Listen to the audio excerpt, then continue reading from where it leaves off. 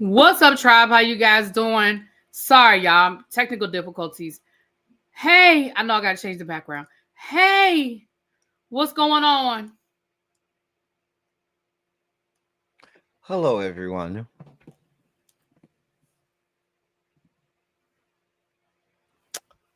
Hello, everyone. How art thou today? Oh Lord, I'm here. How are you doing, sir? We're doing. It's Wednesday. It is Wednesday. It It is is Wednesday. Wednesday all day long. How are Sorry about you? that. Sorry about that. Yeah, it's Wednesday. Listen, is this 4 weeks in a row?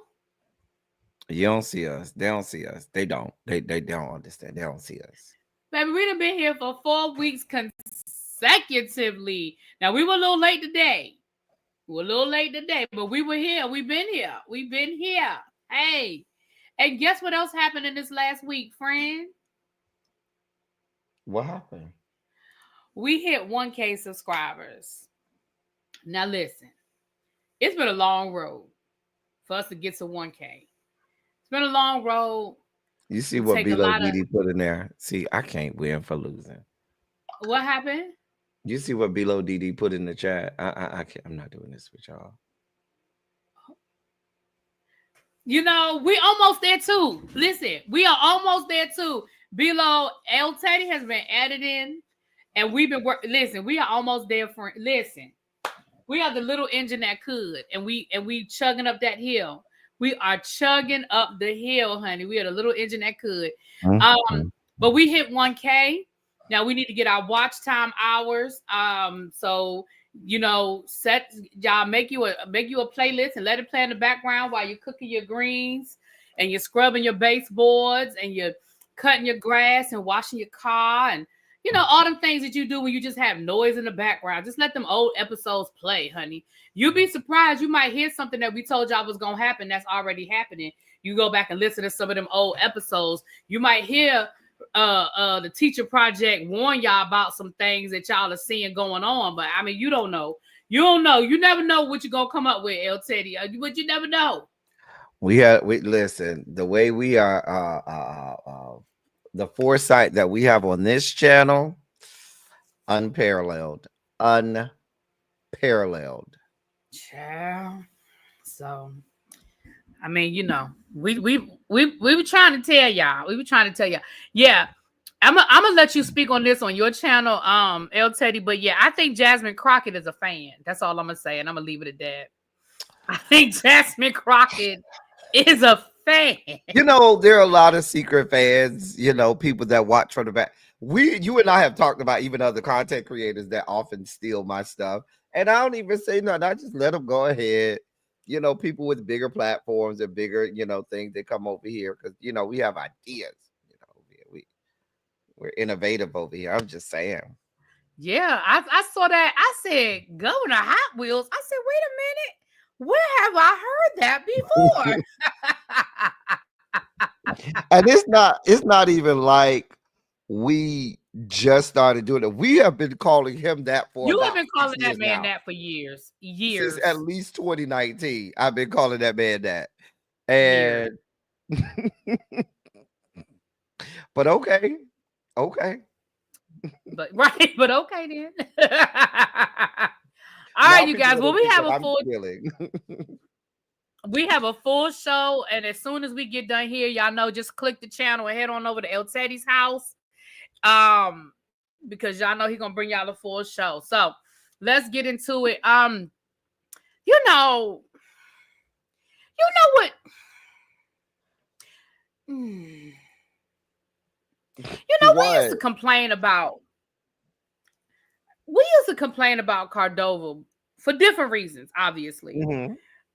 Because we felt like he was the secretary that the absent. We didn't know where he was, what he was doing, where has he been for the last 4 years outside of forgiving student loans. What else had the Department of Education been doing? And I must say, Mm. I'm gonna speak for myself, not you. I'm gonna speak for me. you know, I'm a little guilty of you never wish your water to the well runs dry kind of thing. Because I still stand by the criticism that I feel like the Department of Education could have been doing more in these last 4 years. However,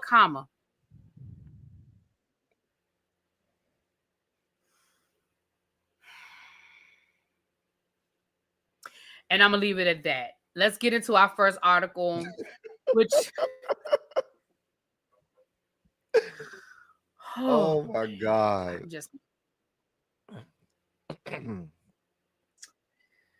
I'm gonna leave it at that. Let's get into our first article today. GOP led states push for control of school aid. I'm sorry, waiting for my thing to come up.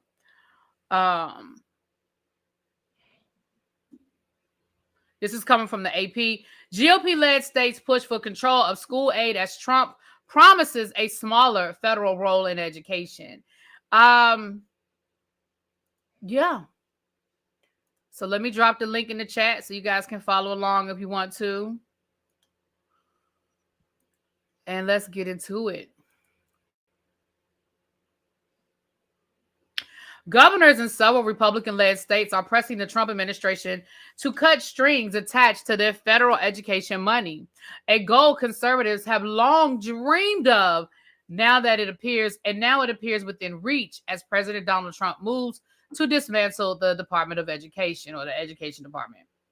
Iowa put itself forward as a test case this month, asking the Education Department to consolidate its federal aid into a single grant called a block grant, with few spending requirements. Oklahoma submitted a similar request Tuesday, asking for more flexibility to steer federal money toward areas including private school and religious education options. The idea has failed to gain support in Congress in the past, but Iowa and Oklahoma are suggesting the Trump administration has the power to act alone. Why not? That's what he's been doing for the last 2 months. Whatever. Other Republican leaders have embraced the idea. Florida Governor Ron DeSantis wrote an opinion piece last week pushing for block grants. Conservatives are calling it the natural next step in Trump's promise to shut down the department and give more power to the state. All states would like more flexibility and freedom, said Jim Blue, a former Education Department official from Trump's first term, who has called for consolidating education aid. This would be a full block grant, no strings attached. As many as a dozen other GOP-led states are planning to submit their own requests, said Blue, who now co-leads the Defense of Freedom Institute for Policy Studies. Now, what did we tell y'all about these groups with titles like freedom and heritage and let democracy live? What did we tell y'all about groups that have those buzzwords in them? The Education Department channels billions of dollars a year to America's public schools, but it's divided into dozens of grants with different purposes. The biggest pot of money is Title I, which uses a formula to direct more money to schools with high concentrations of poverty. Other programs focus on areas from teacher training to rural schools. For years, Republicans have pushed block grants as a way to scale back federal involvement in education. They say it would save schools from erroneous reporting requirements and allow them to steer federal money towards areas that need it the most. Opponents say block grants would allow states to direct money away from the students who need it most, who most need the federal aid, including low-income students and English learners and toward Republican priorities. Congress created each of those individual grants for specific reasons to serve specific groups of students, said Ivy Smith Morgan of Ed Trust, a think tank that advocates for education equality. Over time, block grants reduce the connective thread between a source of funding and a particular student group. Education Secretary Linda McMahon has denounced federal red tape and said states should be empowered to take charge.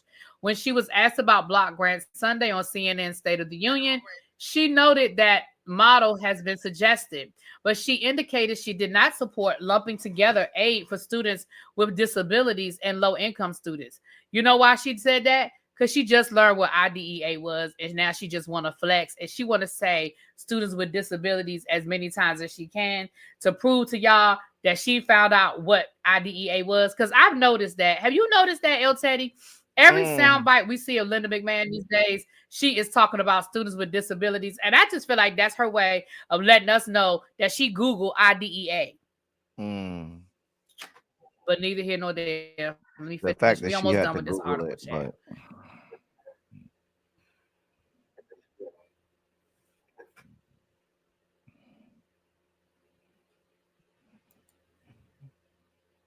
but El Teddy, are you there? Is that me or you? I'm here. Can you hear me? Oh, okay. It must be me then. All right. It must be me then. So she goes on to say, no, that's separate money that would go because they would clearly have that responsibility to make sure that money does get to those students, talking about students with disabilities. In its proposal on March the 7th, Iowa's education agency asked the Education Department for permission to consolidate 10 sources of federal funding, including a $100 million from Title I for low-income students into a single grant, according to a summary provided by the Iowa Department of Education. The article goes on to just give more examples of that. It talks about how it would block grants would limit accountability, which again the article already states. And yeah, so what you got to say, sir?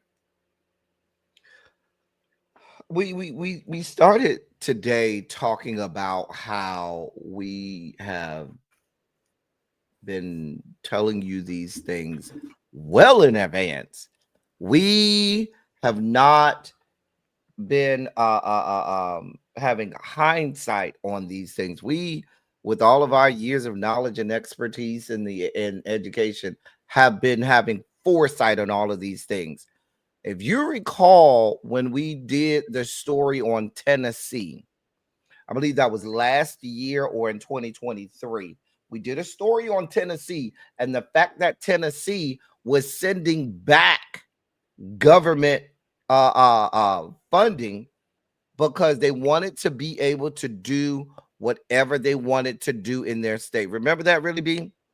They wanted to be as bigoted as they wanted to be. And so they went as far as to send government funds back to the U.S. Department of Education because they did not want to have to adhere to all of the stipulations. They did not want to have to be inclusive of all of the groups, whether they be majority or minor or marginalized. They did not want to have to be certain that public education was equitable across all zip codes. They did not want to have to utilize all of those funds solely for education. We've also seen, and we told you that what this was going to end up coming to is them wanting block grants. We said that then. We also chronicled here on this platform what happens when these states get these lump sums of money.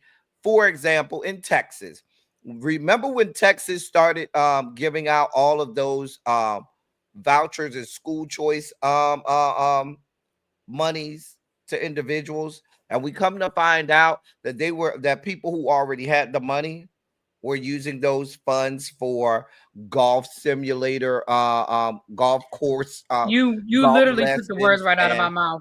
they were doing things, like paying for massages. We should also chronicle the fact that even on the college level, we see that left to themselves, colleges don't often do this, utilize funds correctly if they are not regulated, and sometimes when they're regulated, i.e., we know, remember the whole Brett Favre situation. We remember that. The reason that I'm bringing up all of these examples is this: these individuals have proven that if you give them a lump sum of money, you can bet your bottom dollar that there is going to be scores of students across the fruited plains that become disenfranchised. There are going to be students in every single one of these states, in just about every, I shouldn't say every zip code, but every zip code that have Title I schools. These will be the schools that go without resources. These will be the children who end up not having a quality education. These will be the ones where you're going to start to see them. This is going to be really be here. Here's the setup. The setup is going to be, it's going to start off as these block grants to the federal government, from the federal government, to do right by schools. They're only going to give it to certain area codes. It's going to be based on things like test scores and things like that that don't adequately judge and assess where the students are, the quality of the education, or where those funds should be allocated. They're going to not give the funds to the right areas. Then what will happen is they'll have all of this data that says, oh, all of these schools and these zip codes are failing you. So we need to give more of this block grant money to what? Vouchers. To what? School choice funding. And now, when they give that money to vouchers and school choice, who are going to be the biggest benefactors of those money? The people that are already rich, the people that don't even need it. And so those students from those areas that don't have the resources will then get less resources. And those that already have the money and the resources will get more resources. What you have happening now with the dismantling of the Department of Education is wholesale. I'm not going to even equate it to Jim Crow era, because really, in black neighborhoods, some of the best schools you could find were in black neighborhoods with black teachers, black instructors, and black school staff. But what you're going to go back to is pre-Jim Crow era, during a time just after, maybe during the Reconstruction period, where there wasn't a lot of public schools and there wasn't a lot of school, period, for children. There just wasn't. And we're going back to those times. That's what I'm afraid of, really, be that they're trying. This starts off looking like block grants. Here you go. We know they're going to use this money. That's like principals when they have discretionary funds in their budget at the school. If a principal got discretionary funds, yeah, you may tell me I'm supposed to use it for this, but if it's discretionary, I'm going to use it for whatever I want. Yeah. I don't really have a whole lot to add, because you actually just took the words right out of my mouth. I was actually going to use that exact same example from the article we read a while ago out of Texas, where they were using that money to buy golf simulators, and it was supposed to go towards students with special needs. And me and you had a whole conversation about what IEP said that a child needs a golf simulator, because, that's not adaptive equipment. Also, we know that the code word, because y'all know how these things are code words. We know that the code word is school choice.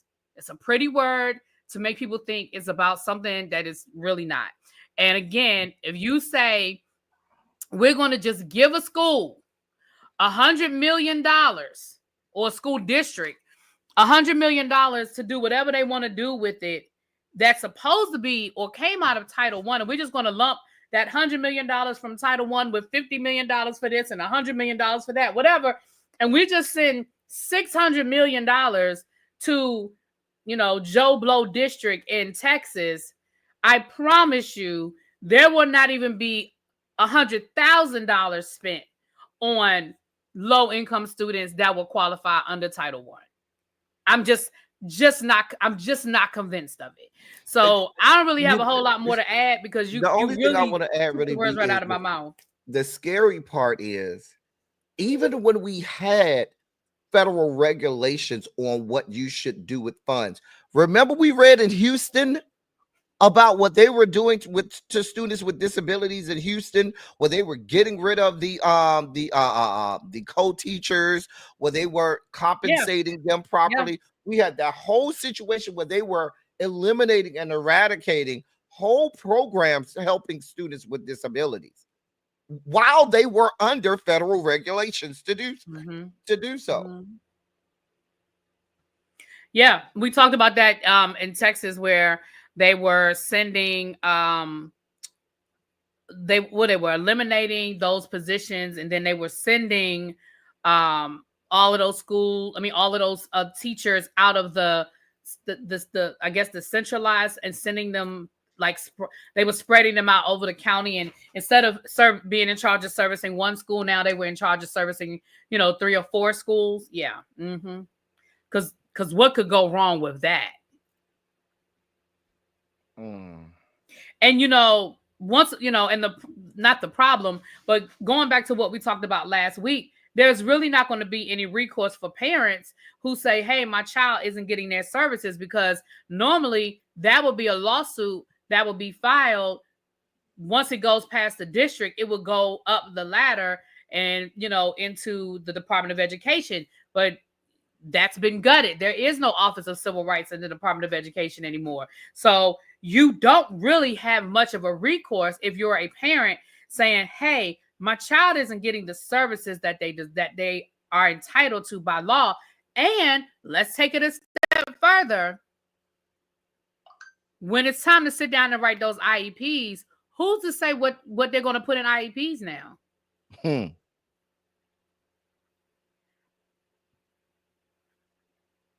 Because maybe under this new situation we have going on, they might put a golf simulator under Edward Howe the Fourth's IEP that goes to whatever school in the best district, the most expensive per capita district in the state of Texas, while Jim Brown's kid over on the other side of town could barely get a pencil. But anyway, let's move on into our next article. Let's talk about some teacher training. That's what we said we were going next, right? Yes. Sorry, y'all. Real quick, to answer Arisol's question, really B talks about that a lot. About y'all had a similar situation over in DC where people did not get paid, because it was a whole situation with y'all collective bargaining, and you were supposed to get all of this money, ended up not knowing you signed your money away. No, she's talking about something different. That's not the same as what I'm talking about. Oh, I'm reading it now. A master's program. Oh, well. But that's supposed to be collective bargained anyway when you have those incentivized payments for advanced degrees and things like that. You would hope. I mean, at least that's what I've seen in the past. It's but remember, under No Child Left Behind, teachers had to get their master's degrees. So I think maybe, I don't know, she can get, but I think maybe it might have been something connected to that, where districts were incentivizing teachers to get their master's degree by saying, hey, we're going to pay you, and and then when it came time for it, it didn't happen. Yeah. I don't know. I know in the districts that I've worked for, there's always been, even going back to when I first started, there's always been advanced pay depending on if you had your base salary, if you had a bachelor's, but then they would add whatever supplement or pay because of a master's or a specialist or a doctoral degree. Yeah, I mean, again, I know I've always worked in a place where you get paid based off of what you have. And I know that some districts have tuition reimbursement, but I think what she's talking about is that there was a specific program that teachers wrote, I don't know if that's how they recruited them to come into Philly to teach, to say, hey, if you get your master's, we're going to pay you, and then that just didn't happen. I don't know. What happened in DC was they had this program for teachers that were recognized, and they would have this big program for them at the Kennedy Center, teacher honors, and they would invite all of these who's who in the education world, and it would be this great event at the Kennedy Center, and teachers would get like this big bonus. I think it was, I don't want to exaggerate, but I think it was something along it was like close to like $10,000 bonus if they reached this, if they reached this great accomplishment, you know how that goes, teacher evaluation, test scores, yada, yada, yada. But what happened was, in order to get recognized and in order to get that bonus, you had to sign off on pretty much relinquishing your rights when it came to you losing your job. So teachers who accepted that money, if for whatever reason that next year they were now being accessed, then they had no recourse because they signed that paper, and the union told them not to sign it. And a lot of teachers signed it anyway. They were like, hey, I earned this. It's mine. I should, why should I have to walk away from that money? Only for them. And it happened. Like, we literally had teachers who were recognized in one year, and literally the very next year were being accessed. All it takes is for you to fall out with your principal. All it takes is for you to get a new principal. All it takes is for the population to drop in the area that you teach. Like, it could be any reason why. And now, instead of you automatically being just sent to another school, now you literally are fighting for your job. So, yeah, that's what happened in DC. And a lot of teachers lost their jobs that way in DC. Yep. Do y'all have union? Yeah, we have DC. Yeah, DC has a union. DC's under AFT, American Federation of Teachers. Mm-hmm. Washington Teachers Union. Yep. I worked for the union here in DC. And like I said, I was one of those people that they were calling, crying, complaining about their principal just put them on the access list after we told them not to take the money. And I had people cussing me out. Well, it was my money. I earned it. But we told you this could happen. Like, I don't know what you want me to do now. Like, I get it. So you took $10,000 and now you out of a $90,000 job. I don't know what to tell you. And I mean, you signed the paper. Like, we didn't, like you had protection, but you gave it away. Anyway. All right, what's up, TC? Hey. Yeah. Well, I could go deeper, but, y'all don't want me to go down that road because then I'll be forced to speak on she who should not be named.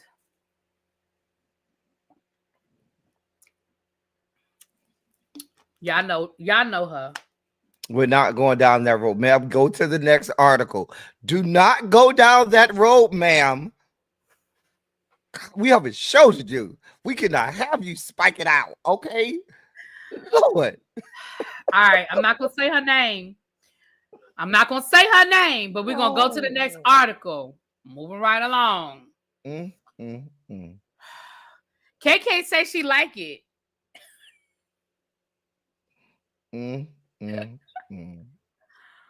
Okay, the next article, it deals with teacher training. Trump asked the Supreme Court for Oklahoma to cut teacher training money as part of anti-DEI push. Can I stop there for a second? Okay, real quick, not Oklahoma. That's okay. Article? That's okay, not Oklahoma. Oh, I thought it was Oklahoma too. I thought it was Oklahoma at first too. Right, I was like Oklahoma, because Oklahoma is on the list. They are on the list. They are absolutely are. Child, listen. Hey, that's what they're going to use their block grants on, those Bibles, those Trump Bibles. Okay, they're going to use their block grant buying gold-plated Bibles or something. Listen, can I just say something? Since when is teacher training DEI? Like, what the? I'm going to read the article, though. I'm going to just read this article. I'm just going to get into this good article. Let's go.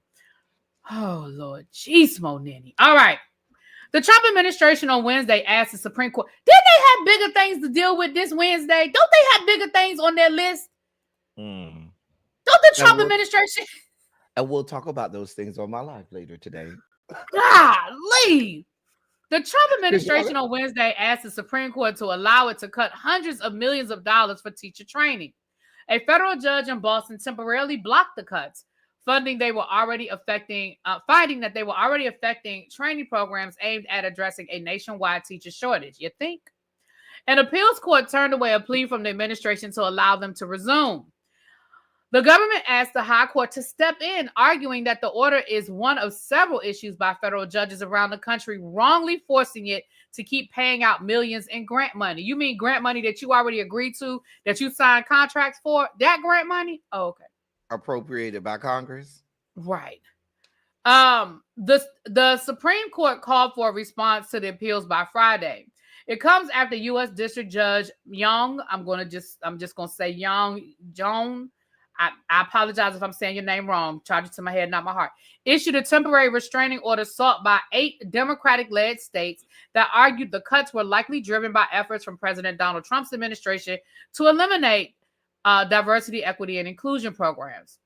The Republican president signed an executive order calling for the dismantling of the Education Department, and his administration has started overhauling much of its work, including cutting dozens of contracts it dismissed as woke and wasteful.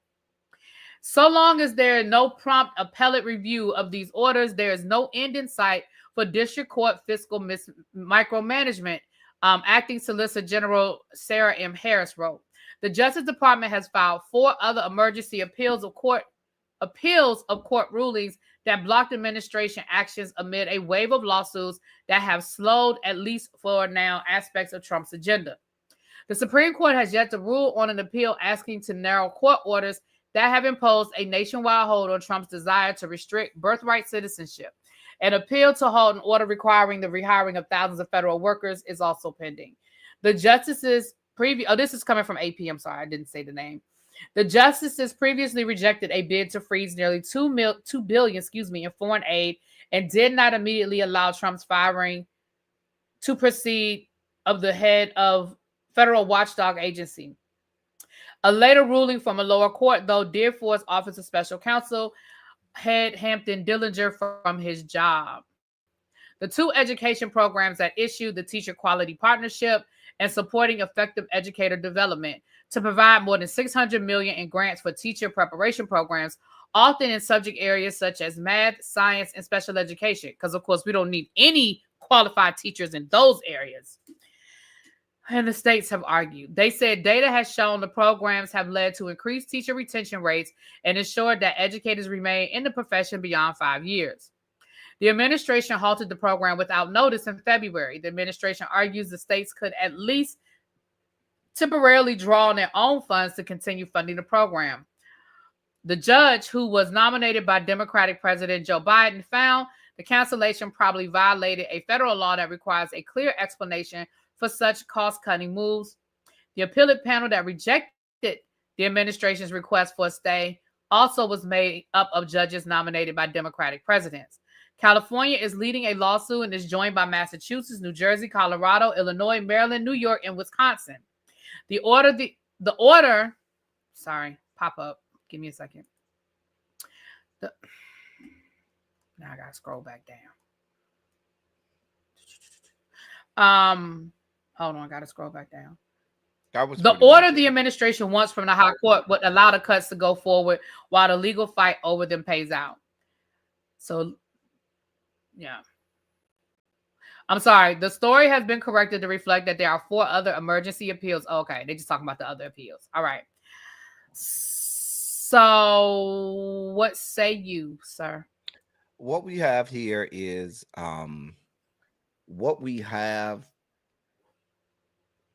the continuation of this constitutional crisis that we have going on in this country that Dems are woefully feckless on. I mean, we literally have them trying to steamroll these things to the Supreme Court that they believe will vote in their favor. However, they are trying to say that, oh, well, these federal judges don't have the power or the ability to stop, to tell us that we have to stop this or have a nationwide injunction, when actually they do. These are federal judges. These are not state judges. These are federal judges. Now, fortunately for these cases and these situations, they have landed in circuits that are that have members of the bench that are more left leaning. What we're fearful of is one of these cases making it to the Fifth Circuit, where democracy goes to die. And if you notice, a lot, not just in education, but a lot of the things that you've seen the Trump administration try to do, you often hear Texas involved with it, or you'll hear Louisiana. Texas and Louisiana are a part of the Fifth Circuit. Mississippi is as well.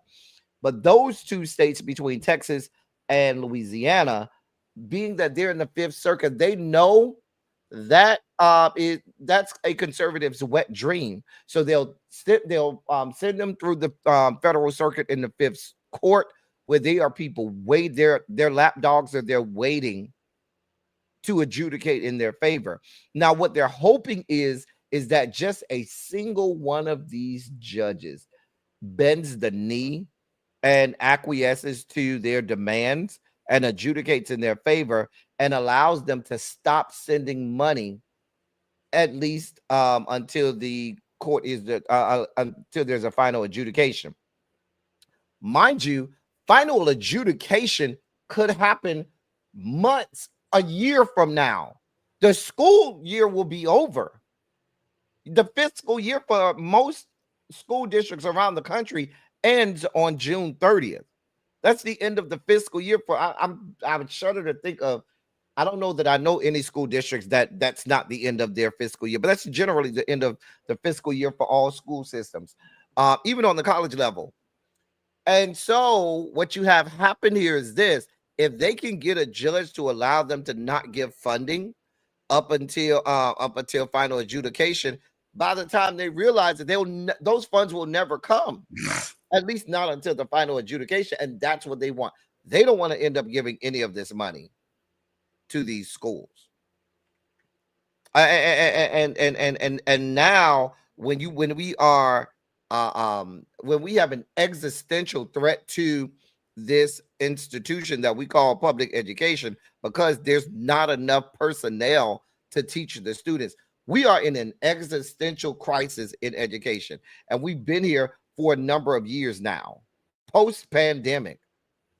And so every school district is missing not just instructional personnel, but we're talking about across the board. We're talking administrative personnel. We're talking bus drivers, definitely.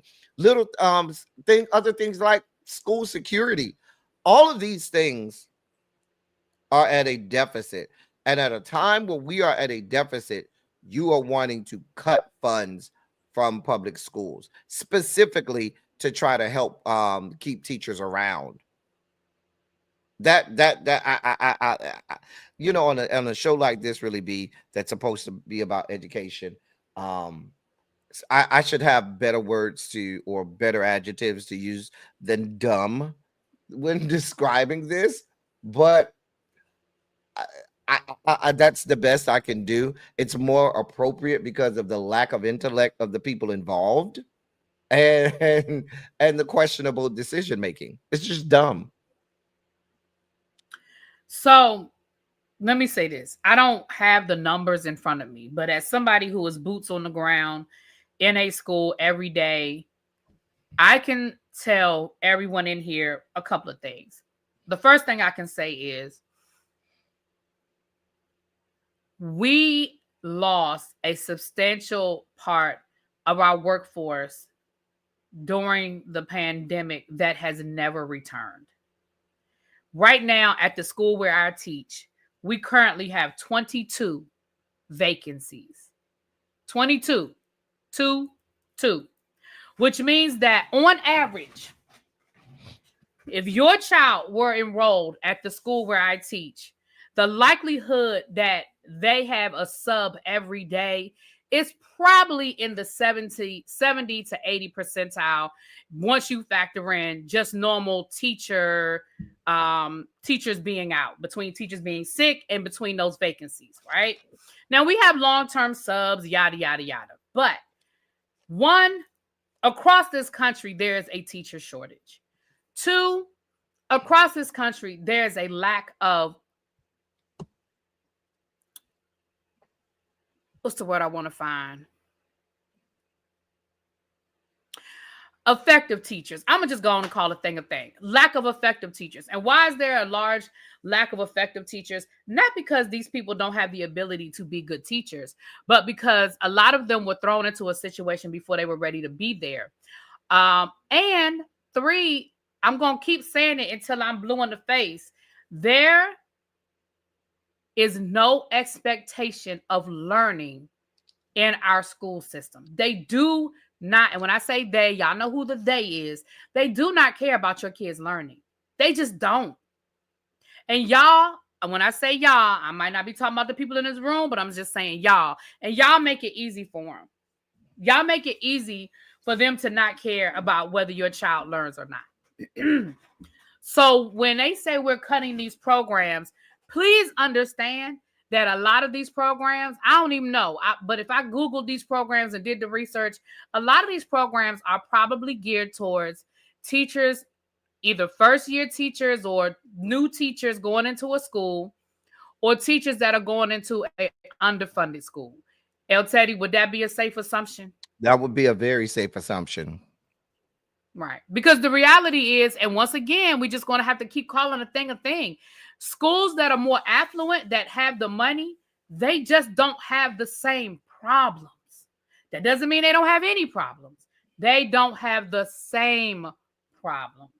So once again, when you hear them saying, we want to cut funding for these programs because they're DEI, which that's just stupid. Throw that out the window. That's just the catchphrase to get everybody on board to say, yeah, get rid of that. Once again, these things are going to trickle down into probably the schools that the majority of your children go to. Even if you're at a charter school, we've already told y'all the charter school thing. You know, we don't need to keep going down that road either. But yeah, once again, they're just attacking middle to low income schools. That's just what they're doing. But anyway, here we are. Here we are. Where do we say we were going next? The 45 colleges. Here we go. Oh, excuse me.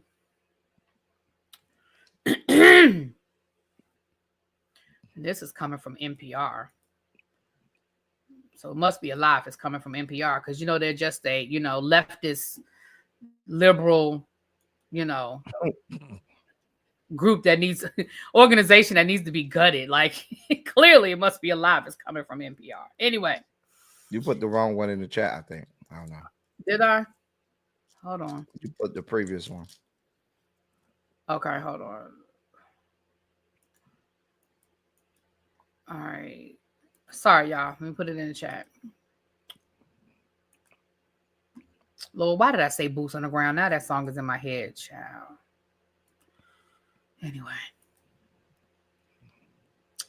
All right, here we go. This is coming from NPR.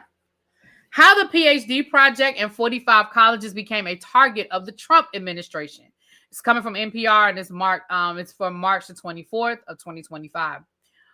When Leland Lucas was a PhD student at Rutgers University, there weren't a lot of professors in the business department who looked like him. He's Black and originally from Guyana in South America. He says a small nonprofit called the Ph.D. Project helped him successfully navigate and complete his PhD.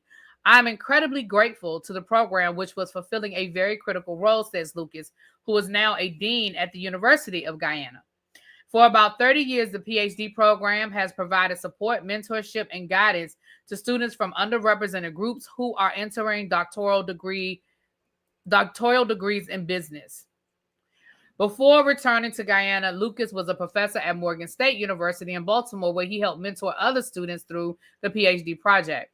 If you see people like you who understand some of the challenges you are facing, and you can see them and see how they have overcome those challenges, they serve as an incentive for you, says Lucas. But with its goal of diversity in academia, this small nonprofit has now drawn the attention of the Trump administration. The U.S. Department of Education announced it was investigating 45 universities with graduate schools that partnered with the program, including the University of Kansas, University of Utah, and Ivy League schools like Cornell and Yale. The department alleges these schools are violating the 1964 Civil Rights Act because the PhD project limits eligibility based on race and therefore engages in what? Say it with me, people. Diversity, equity, and inclusion, although the article says race exclusionary practices. This comes as some universities have already begun to re-examine their DEI-related partnerships, scholarships, and programs. Since taking office in January, President Trump has issued a number of executive orders banning DEI initiatives and sent guidance to schools and colleges outlining how they must cease using race preferences and stereotypes in all aspects of campus life, including admissions, hiring, and activities. Some universities have shut down their diversity offices and discontinued the use of diversity statements in hiring or changed staff or development titles to eliminate DEI references.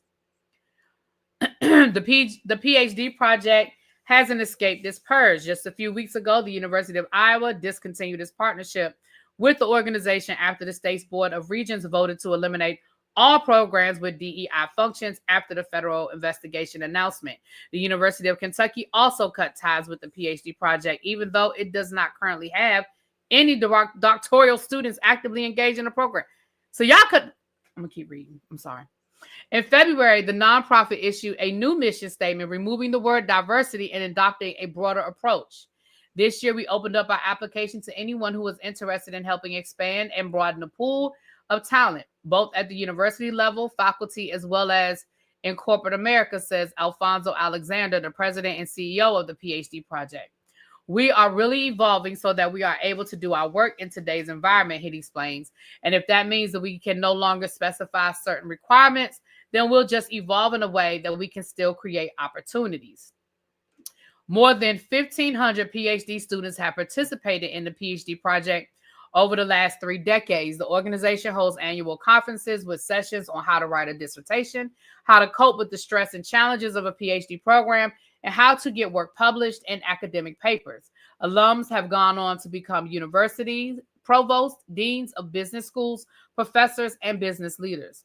The PhD project has changed my life because I was able to interact with individuals who looked like me and understood the journey that we were embarking on, Adrian Macy said in a statement posted to the organization's website. Macy got his PhD at Jackson State University. He has worked as a professor at Howard and at Talladega College. They were an important transformation in my life, explains Miles Davis, who first got involved with the PhD project in 1995. He had been working as a managing consultant when he decided to pursue a PhD at George Washington University. He says the PhD project introduced him to the possibility of a career in higher education. I did not know one full-time Black faculty member, and so the idea of academia was as a path was not even a consideration. Davis has since worked as a professor, a dean, and a university president. Leland Lucas and other alums of the program told NPR they didn't get any special treatment or preferences based on their race. We had to face the same guidelines as everyone else. And once we got into those PhD programs, we had to perform, and we have performed. He says, I would really hate to see the PhD project somehow become misunderstood. Business school. I'm going to just drop to this last paragraph. In late February, the administration launched an online form at eddel.ed.gov where people could submit reports of discrimination in schools or colleges. The form says submissions will be used to identify potential areas for investigation. My assumption is that it came through the tip line, says Will DePiller, a leader at Ed Trust, a left-leaning organization that studies equity in education. He says he has a PhD and says he never heard of the PhD project before the department announced its investigations. We have effectively created a tool where people can tell on people and report anything they believe to be discrimination or DEI. I suspect we're going to see more investigations based on this. It's not uncommon for federal investigations to originate from online tips. Historically, many education department investigations have stemmed from complaints. According to the Inside Higher Ed, one complaint filed in 2018 flagged a number of programs aimed at creating more opportunities for women in STEM at the Rochester Institute of Technology. The complaints came from a professor emeritus in Michigan who self-identifies as a serial complainer, having filed hundreds of complaints in the education department about programs he believes discriminate based on race or sex. The federal government investigated, and ultimately RIT opened up the STEM program to men. Research has shown that up until recently, many investigations have been closed without finding violations. If corrective action has been deemed necessary by the department, schools often choose to change or eliminate a program or policy in rare cases. And it just goes on to talk about how this could be a scary thing for the PhD project, which could ultimately end with its program being gone. So, You know, here's the here's the dystopian society that we're living in. Here's the Orwellian truth of this all. They have summarily eradicated the Office of Civil Rights at the United States Department of Education so that no more investigations are done into whether the civil rights of marginalized groups are investigated. However, they then simultaneously opened launched their ndei.ed.gov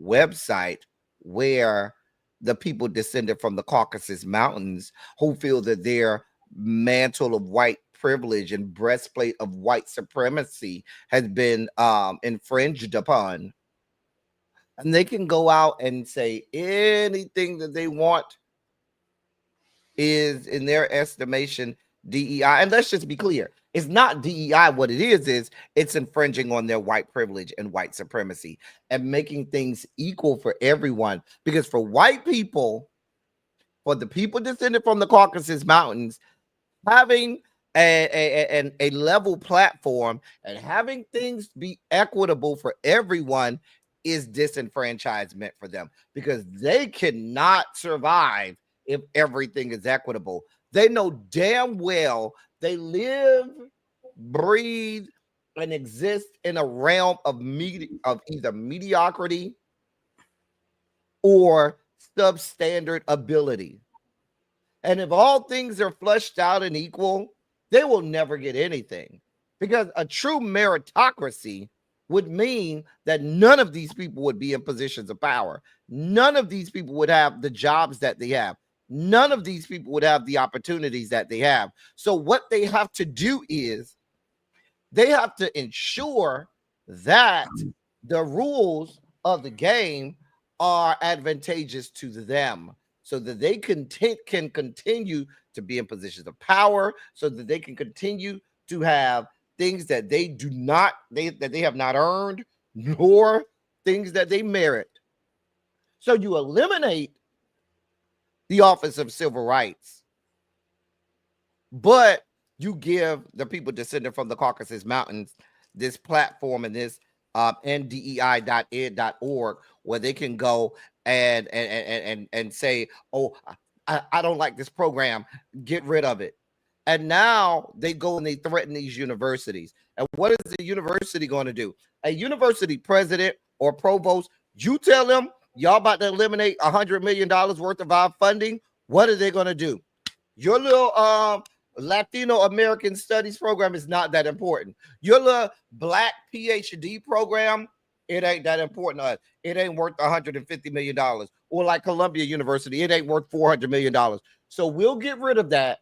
We'll have all of your rights, infringed upon, so that we could appease this racist, discriminatory, and bigoted federal government that doesn't want us to serve all of our students equitably. That's what we have going on.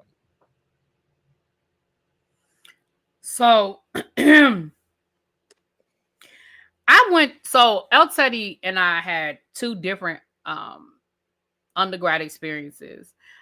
Even though he took classes at Florida A&M and played in the Marching 100, he was enrolled in Florida State as well. And I went to a HBCU. So my question, I know for me, I saw Black PhDs all around me. Was that your same experience, El Teddy, taking classes at Florida State? Yes, there were. I wouldn't say all around because the population just wasn't there, but there absolutely was. However, what we did have a lot of on a PWI, there are many more of these programs that are geared toward Black students. So we had organizations for those in graduate studies, be it a master's or PhD, and even in undergrad, and every major that was specifically for those Black students to help facilitate them having an equal, playing field when they Right, go but into these courses. right, but Mhm. that was what I'm saying. That was my question. When I say all around you, and you said no, not all around me.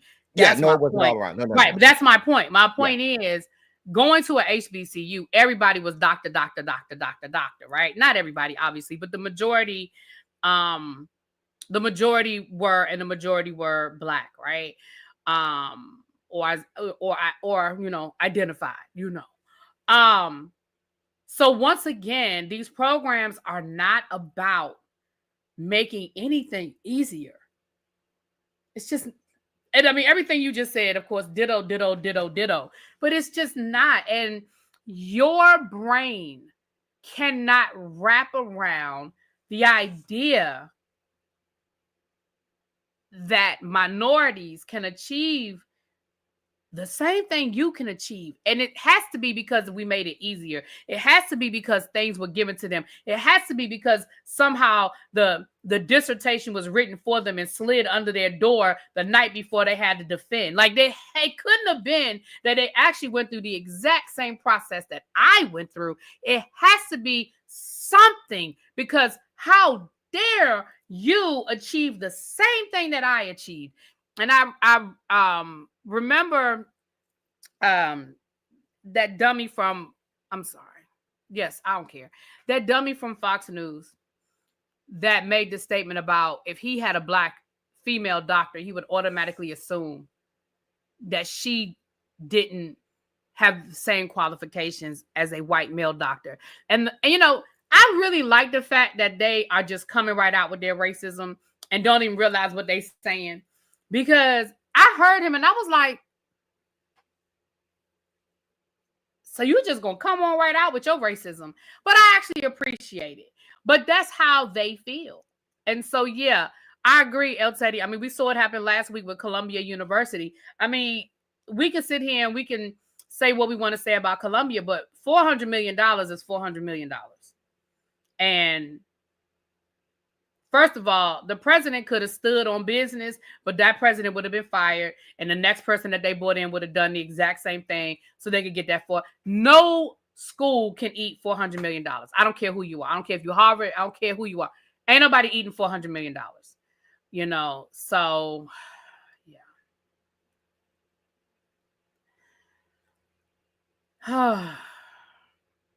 Uncle Jay said, same, have PhDs in the family. Recently, a cousin received his from IUPUN and was the first African-American male to graduate in that program in 2022. The first.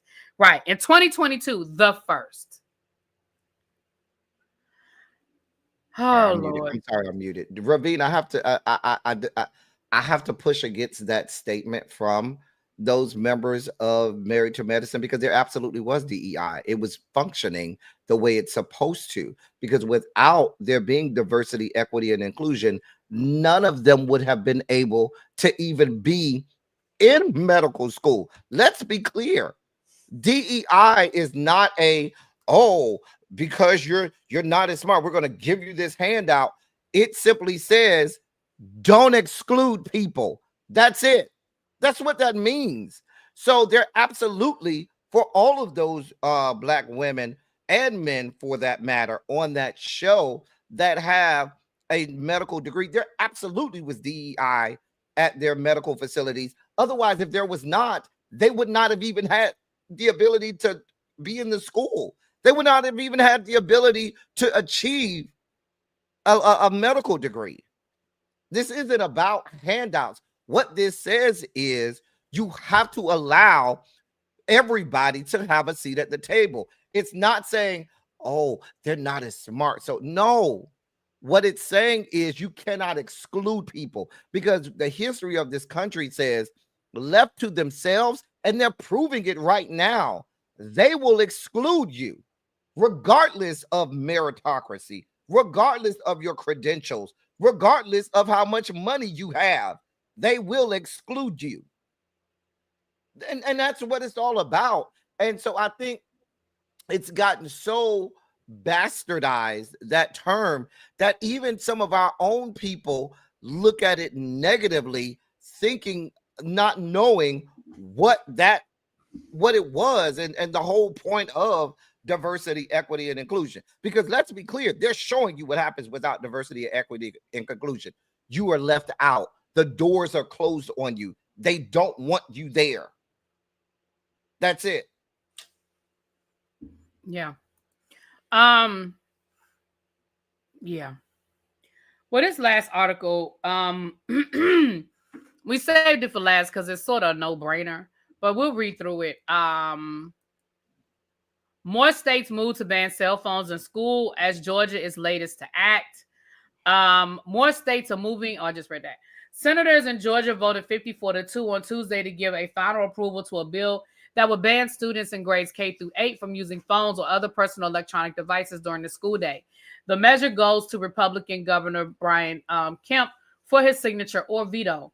Currently, 9 states ban phones in school, but that number will likely soon rise. Similar bills this year have passed by wide margins in New Mexico, Tennessee, Utah, and await actions by those state governors. Measures are also progressing rapidly in other states. The push for cell phone bans has been driven by concerns about the impact of screen time has on children's mental health and complaints from students that teachers that cell phones have become a constant distraction in the classroom. This bill isn't just about academics, it's about students' well-being. Republican Georgia State Senate Jason Anavarte of Dallas said during a debate Tuesday on House Bill 340, students link excessive phone use to mental health issues, decreased social skills, and an increase in bullying. We want students engaged in school, socializing with friends during lunch, and focusing in the classroom. And nationally, 77% of U.S. schools say they prohibit cell phones at school for non-academic use, according to the National Center for Education Statistics. But that number is misleading. It does not mean students are following those bans for all those schools are enforcing them. Exactly, because saying you can't do it and enforcing it are two different things. Arkansas, California, Florida, Indiana, Louisiana, Minnesota, Ohio, South Carolina, and Virginia have enacted measures banning or restricting students' use of cell phones in school. I'll put the link in the chat because you guys can continue to read further on. Again, as an educator, I'm telling you now, it's a no-brainer. It's a duh. We absolutely need to get these phones out of schools because honestly, as long as your child got that phone in their hand, they are not listening to a word that I'm saying. No, bullying is worse, Sam. Bullying is absolutely worse. It is absolutely worse. And here's why bullying is absolutely worse. When we were in school, I don't know how old you were, so I'm going to speak for me. When I was in school, bullying, you might have had a bully. I had a bully at one point in time. But the bullying ended when I left school. The bullying ended when I left school. That doesn't mean it wasn't a bad thing during the school hours, but when I left school, the bullying ended. Now it is 24/7. And you know what else is going on? It doesn't go anywhere. Once it is on the internet, it does not go anywhere. Whereas before, you know, you might say something to me. Maybe you kick me on my butt, whatever the different things that bullies did. And I'm not talking about extreme cases. I know that there are extreme cases, but I'm talking about on a general day-to-day basis. Now, when I say they can create whole websites dedicated to bullying you, when people can leave comments telling you to go unalive yourself, you're this, you're that, you're ugly, you're fat, you're stupid, and it's constant, it's all day. No, it's different. It's different. Bullies are still around and bullying is still around, but it is definitely different when you have a 24-hour news cycle in which bullies can be in your house all day, all night. It is, yeah. In my school district, they voted to eliminate cell phones, and now they're in the process of figuring out what that's going to look like next year. They're having whole, groups and all that other stuff. But again, I'm just telling y'all now, to any parent that is here, if your child has I don't care what you tell your child, You can't turn it off, Sam. That's what I'm telling Sam. No, you can't. That's what I'm saying. As long as your child has an electronic, you can't turn it off. And even if you do, somebody else will remind you of it. They'll be like, "Hey, you saw this? Hey, you know." Exactly. And even if you can block, like, oh, well, I'll block Instagram. Oh, I'll block TikTok. Oh, I'll block that website. Again, where there's a will, there's a way. These kids get to whatever they want to get to right under y'all's noses. I'm just, listen, as somebody in the school, as somebody who had this affect my family, one of my best friend's granddaughter unalived herself back in November, and they thought they had done it. They had gone to the school. They had taken away her electronics. She wasn't allowed to be on her phone after a certain hour. They blocked all the websites. They thought they had taken care of it until she died, and they went through her phone. And they realized just what was still happening, even though they thought they had dealt with everything. So I'm just telling you my experience, and I'm telling you my experience as somebody who's dealt with it on a personal level, and as somebody who was in the school. It is different. If you get into a fight and you get your butt whipped, before you get to the principal's office, that video is viral. They have whole websites dedicated to school fights, and that video, I promise you, has been uploaded 20 times. If your daughter, son, something embarrassing happens to them at school, let's say I'm just going to use a silly example. They come out of the bathroom with toilet paper on the back of their shoe. That picture, video, meme has been uploaded. It's constant, y'all. It really is. It's constant. I get sick of hearing parents talk about why their child needs a phone.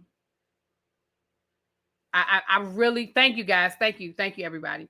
I get sick of hearing it, because as long as your child has that phone in my classroom, I'm always competing with that electronic.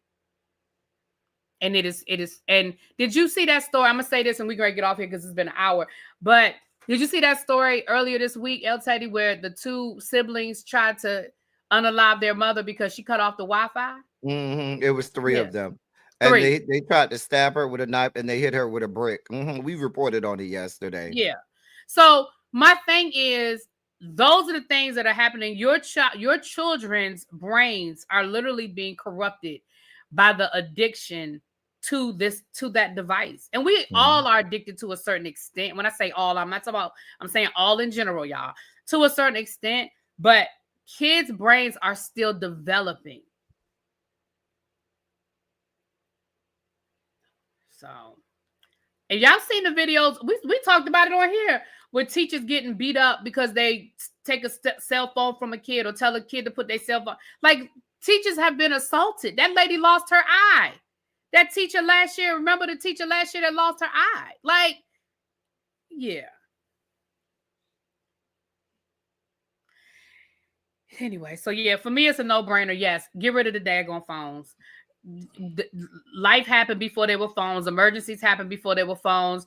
You know, if your child doesn't have their laptop, then teachers, I know for me, if a child's laptop isn't working, I allow them to do their work on paper. Like, it just is what it is. There was life before computers were, paper and pen. Let's go. Old fashioned. Back to the basics. But anyway, any final words, El Teddy? You took that one. I have nothing to add. Sorry. You took that whole subject and ran with it. Because when I tell you, cell phones are the bane of my existence in school, oh my gosh. Oh, they are the bane of my existence. If I could get rid of a cell phone, baby. Oh, let me get ready to go live. All right, you guys. El Teddy is going live. And at 7:00 is the Whether You Like It or Not Beverly Hills edition panel. So y'all got plenty of things to tune into tonight. And I'm sure we'll be seeing most of you around. Once again, if you came in late, thank you. We had 70 people in here. Thank you to everybody that's here. Thank you to everyone who has subscribed. We did hit 1K. Now we just need some watch time hours. I wrote the number down. It's not on this piece of paper. Oh, here it is right here. We need 2,404 watch time hours. That sounds like a lot, but it's really not. Every episode is an hour long. If y'all just create a playlist and just let it play in the background. Just let it play in the background while, You wiping down them baseboards, or you vacuuming that rug. You on these baseboards. You got fucking Dineva in your head. You these baseboards. Like you was real fixated on these baseboards, man. I'm just trying to think of chores. Jesus. While you washing your clothes, folding them clothes that nobody like to fold, just let it play. Anyway, we out of here. Talk to y'all later. Peace. Ray V talking about some die whopping down the baseboards.